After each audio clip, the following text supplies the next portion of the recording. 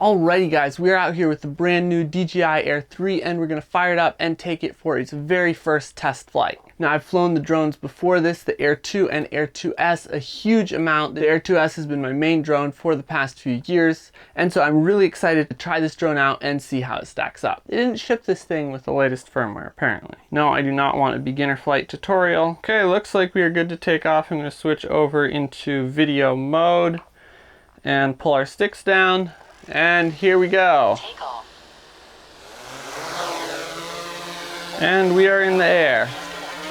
Please check it on the map. Here we go, first ever flight. That is nice.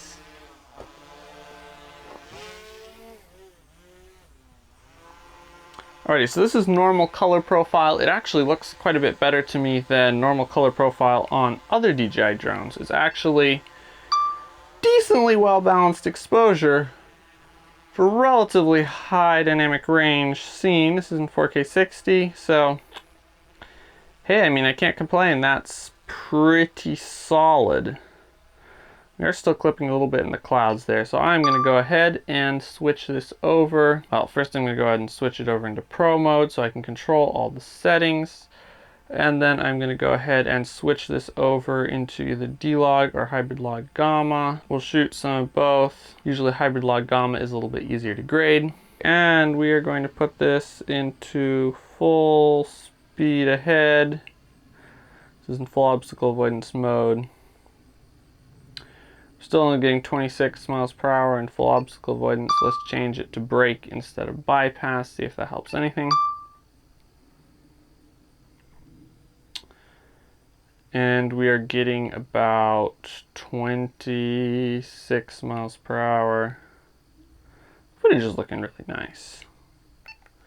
Let's tilt the camera down a bit here and brighten things up a bit.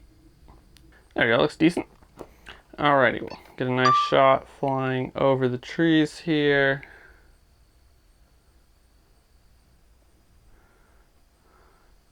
We're getting about 26 miles per hour. So that's reserved for sport mode if you want to go really fast. So here we are, nice little shot of the valley. And now I'm going to switch to the 3x telephoto camera. And bang, that's beautiful. Put this one in non-auto mode as well. Darken that a bit. Looks quite nice. And here we go. We're going to just simply, oh wow, okay. This thing really goes up and down fast. Like, I mean fast. It's just like shoots up and down. Maybe it's just because I'm using a telecamera, but it like instantly hits 10 miles per hour up and down, which is a lot better than the others would do. So there we go. Oh man, that is such a cool shot. I'm already instantly loving this telephoto camera. So now pop out to our 1x, make sure we are well above that hill. We're going to pop back into our 3x. And we'll darken that one down a bit. And there we go. We are going to attempt to get a nice, creamy, crispy, multifaceted parallax shot. Man, this is so cool, just the perspective. I have not flown a Mavic 3 Pro yet, so first time using a 3x camera, and this is just sweet. Very sweet.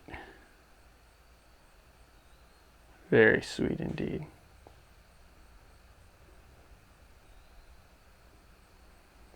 Such nice parallax there.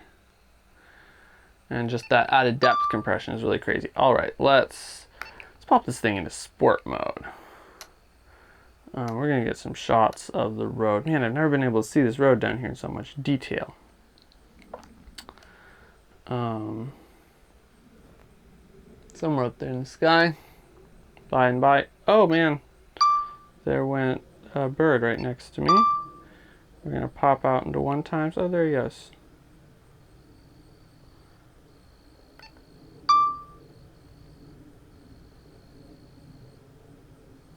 There he goes the other way. Alright, looks like we lost him. It's nice that you can switch between those two cameras quite easily. Alright, let's go back into 3 times, and I really appreciate that they have the settings separate so that you can have different exposure, because you need that because they have a different aperture. So here we go. Let me again check. I'm above hills. Okay, I'm at 500 feet. Yeah, we're right over the top of the hill, so we can do that. Alrighty guys, a car is going to be coming through that stretch of road right there pretty soon. Nice. And there we go, we got the shot. Now let's try to continue to track it along this road down here. And this 46 miles per hour is really coming in handy because we're almost keeping up with the car. Speed limit down there is probably 55, and they're probably going pretty close to that. So this is a very, very cool shot. And now we're going to have to start changing our move just a little bit and tilting the camera down. Uh-oh. We are nearly out of range. We're going to have to come back home. Where even am I? Usually I go out of range there. I've got to say 04 is pretty phenomenal. This is really sweet. Oh, the gimbal is just so nice and responsive on this drone. Even with the 3 times telephoto camera, I can, even in sport mode, just with the default settings, I can really pull off very nice crispy shots. Now I do have quite a bit of experience doing these complex moves, but gotta say, I'm impressed. I'm really impressed here. Oh, wow, the parallax with this is just crazy. So usually on the Air 2S, when I had 3 bars, like, I was not getting a good signal at all. Here, when I have 3 bars, I'm getting decent signal, which is quite nice. Okay, I already got that shot. Let's see, there's this little hunting cabin up here on the top of the hill. Much further away than I actually look. Okay, so we're going to fly over a little bit closer in normal mode. I love being able to go 46 miles per hour for these high up shots. Just gives you a little bit of extra dynamic motion. Alright, now we can get a nice parallax. We're a little bit higher than we need to be. There we go. Alrighty, so I'm going to grab some shots in both hybrid log gamma, and now I'm going to actually switch over to D-Log, because I want to see just how well or unwell D-Log actually does. And as you can see here, that's a lot flatter. On my Air 2S, I would already be having to come home, and I still have 28 minutes of flight time. So this battery is fantastic. So here we're getting some nice depth compression between all these hills. Oh yeah. Oh yeah, this is great.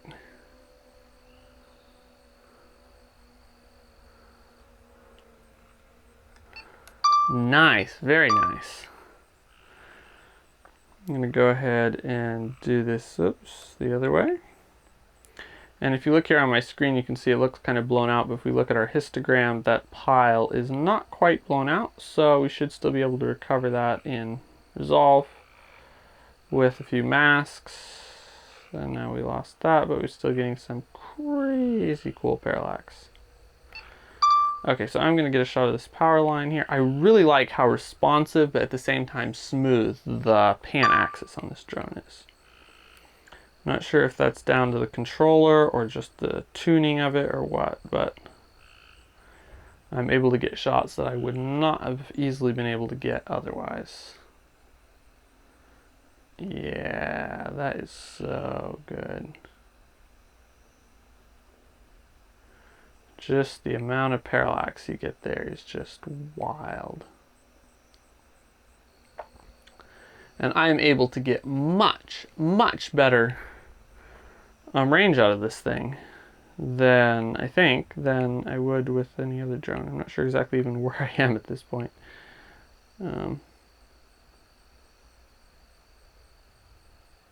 Nice. So now here's a cool thing. There's a pond over here that I usually can't see.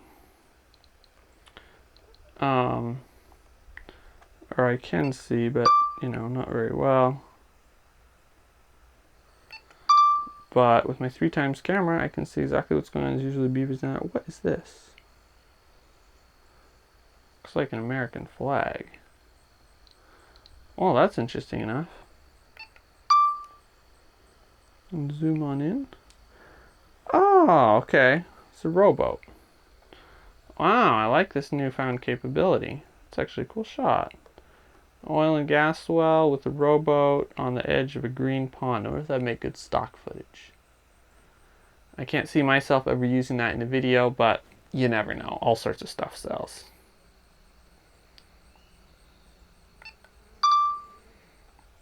Alrighty, I am just completely stuck in this telephoto camera. I feel like I need to get some good solid tests out of this thing before I land it. Click, click, D-log, click, click, hybrid log gamma, and then we'll see what normal color profile looks like. Oh, it actually looks decent. Wow, first drone that I'm actually impressed with normal color profile. And if you've watched this channel before, you know that I am a diehard for shooting in log and then color grading the footage. So we're actually going to shoot something in normal, see how this comes out.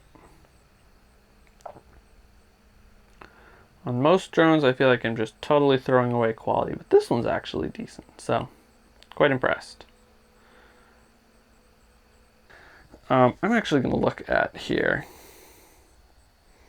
Control, there's got to be a way to custom buttons. All right. Rather than auxiliary light, can we please switch cameras? Switch cameras. Yes, I can switch cameras with my one button now. That is sweet. As you can see, we're getting slightly low light here, but we're still shooting in the normal camera at like ISO 100, 1/200th of a second. And telecamera, which I can now switch, is 1/80th at ISO 100, and that is quite good. Now that looks like a pretty sweet shot. Let's pull that down just a little bit. We're actually going to shoot this one in normal color profile because it's looking good. We've got plenty of dynamic range. I like it.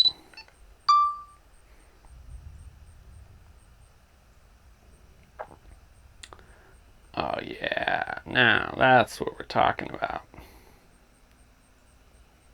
This is footage that until a couple months ago you could not get with a cheap drone like this. Period. At all.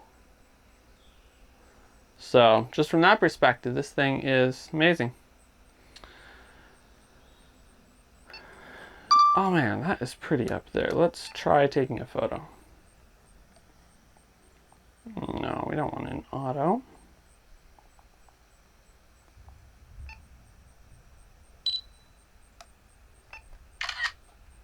There we go. Now, one thing that I noticed when I was setting up this DJI RC2 controller is that you can half press the photo taking button on the remote to focus the camera just like on a regular DSLR mirrorless camera. So I want to see if that works in video mode because that would be really great. Where's something we can focus on? Yes, it works in video mode. Good point. So I got 12 minutes of battery left, 36%. Here comes the drone. I'm going to do a little bit of low end stuff, test out maybe some slow-mo, obstacle avoidance. Wow, this thing drops like a rock. I like that. And get to where you need to go fast. Alrighty, so here I am, high drone.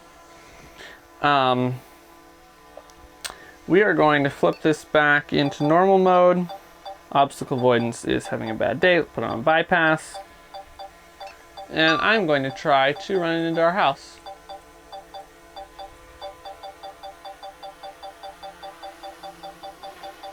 There it went, right past the edge. Very good. Very good job, drone. So I really feel a lot more comfortable doing parallax shots with this drone, knowing that it will go around obstacles. And that was basically kind of going at the back corner of the drone. Let's pop it into activetrack, see what we get. So here I am. Select myself. Spotlight. There we go. Turn down the volume. Alrighty, activetrack.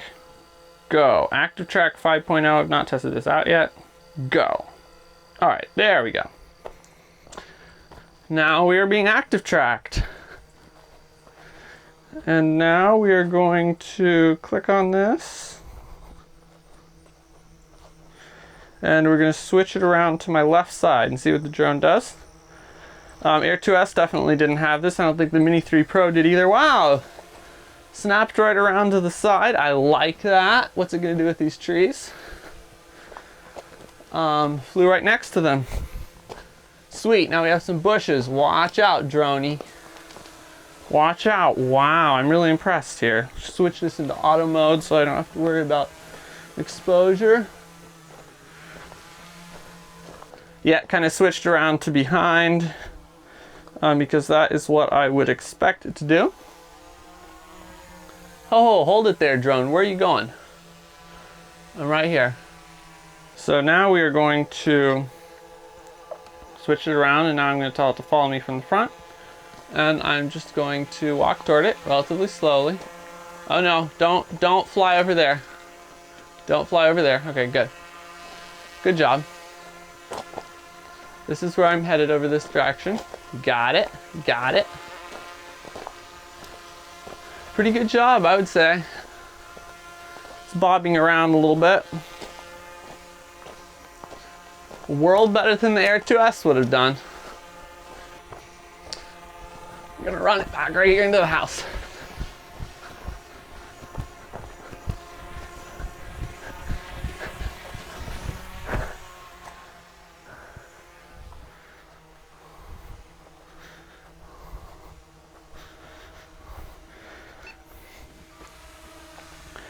Alrighty, now it's going to track me from behind as I move quickly.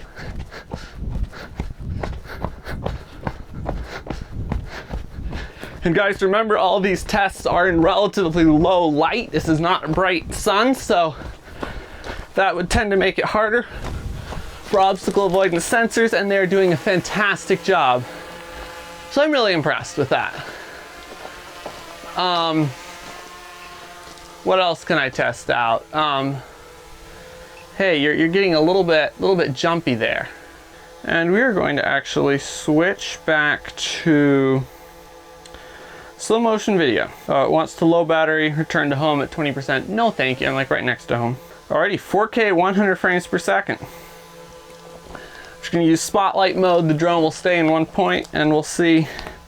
Wait, does it have active track in slow motion? If it does, that is insane. I don't know if I've ever seen that before. Alrighty, come on. We're active tracking in 4K 100 frames per second slow motion. I had no idea the drone did this, and I'm pretty stoked about it, honestly, because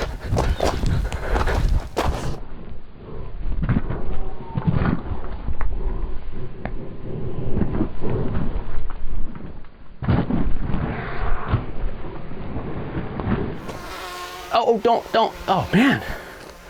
Okay, you knew where the tree was. So I guess we can stop that. I'm gonna just use spotlight mode, and I'm actually gonna switch this to 1080, 200 frames per second. Looks like we still have intelligent flight function, so here we go. It should track me as I run by. Oh yeah, sweet. So we're actually gonna switch back to 4K 100. This will be our last test. I wanna actually manually see what we're at. We're at ISO. So I'm actually going to bump my shutter speed up a little bit here. Get a bit crisper motion. Go to ISO 1600 and switch this into hybrid log gamma. Maybe we'll bump that back to ISO 800. And there we go. With obstacle avoidance enabled. Just want to see what the quality of this footage is actually like. Oh no!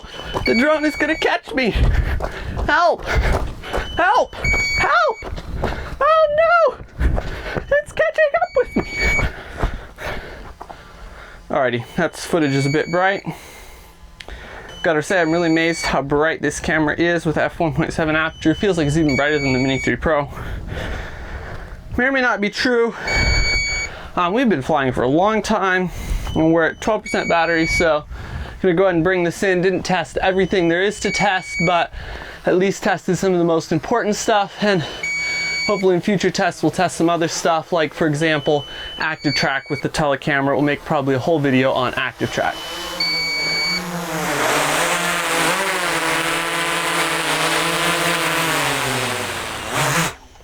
So there we go, that is it for our first test flight. I am super excited about how well this drone performs. It's a lot better even than I was anticipating, and I had pretty high anticipations after seeing the first few videos from it. If you guys have any questions or further tests you'd like me to do, please let me know in the comments, and we'll see you in the next video. Oh, and by the way, if you want to know how to set all the settings on your drone to get the most cinematic shots like this, you can check out the links in the description. I have a full 10-hour drone video course, and I also have a completely free 45-minute drone video masterclass that provides a ton of valuable info on how to get great shots with your drone. Anyway, see you guys later.